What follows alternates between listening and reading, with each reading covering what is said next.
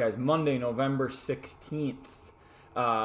First part, we got an EMOM for 16 minutes, and you're going to alternate between two very light exercises, okay? Number one, hang power clean, okay? So that's going to be in minute 1. Minute 2 is going to be 1 hang clean.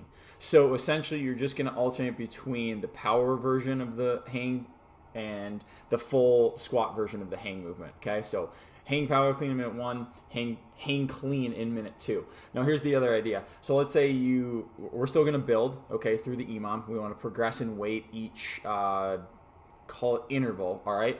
However, what we want to see is, let's say I start at 135, okay? I'm going to do my hang power clean at 135. I'm going to do my hang clean at 135, okay?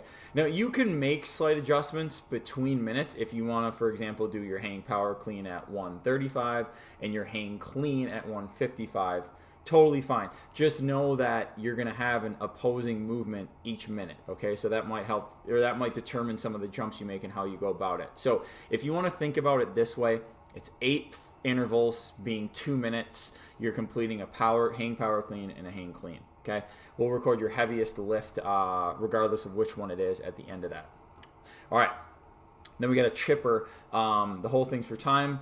You get a 400-meter row for the guys, 350-meter row for the ladies, followed by 35 wall balls at 20 and 14 pounds to 12 feet, okay? So we're throwing it way up there. Then you got the row again, 4 and 350, then 45 toes to bar, one more row at 4 and 350, 55 kettlebell swings at 53 and 35. Those are American, so the kettlebell is going all the way overhead. And then one last row at the end for 400 and 350. So you're always rowing the same distance, okay? And then in between, you've got the wall balls, the toes to bar, and the kettlebell swings, ascending in reps by 10s, okay? So each one of these, maybe other than the kettlebell swings, look to do probably 3 to 4 sets. So those 35 wall balls and those 45 toes to bar, probably 3 to 4 sets. And maybe don't strategically break them up into even sets.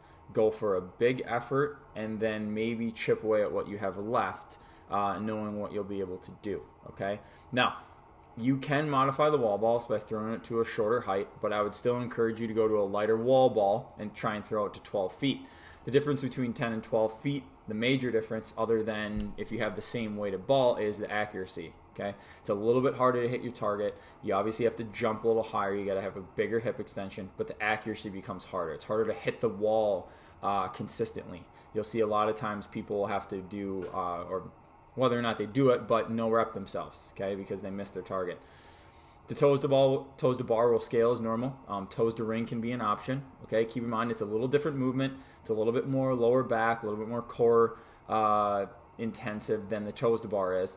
And then we've got our other options on the bar. And then for the kettlebell swings, an easy modification would be to go to a Russian kettlebell swing if going overhead is an issue right now. And then take a look at the modifications for the rower if you're going to bike. But other than that, this should be a good one. It's a classic chipper with the rows in between there. So should be a good Monday. All right. Good luck.